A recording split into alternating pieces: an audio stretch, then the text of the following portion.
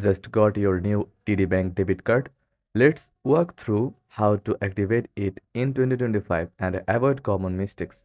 First of all, head over to TD Bank's official website. Choose the correct region, TD Bank US or TD Canada Trust, so you are in the right place from the start. Next, log into your account. Some customers might see an activation button right after logging in, but here's the catch. Most people won't. Even if you search activate on the site, you will usually just find instructions for Visa debit cards that still require phone activation.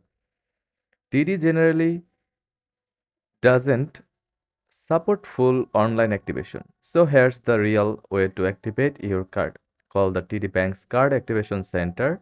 You will find the 24-hour and 7 days phone number on the contact us page, and it's also printed on your card's packaging or the welcome letter.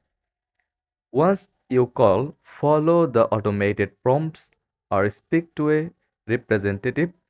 In just a few minutes, your card will be ready to use. So remember, while you might see an online option, TD Bank still requires phone activation for most debit cards in 2025.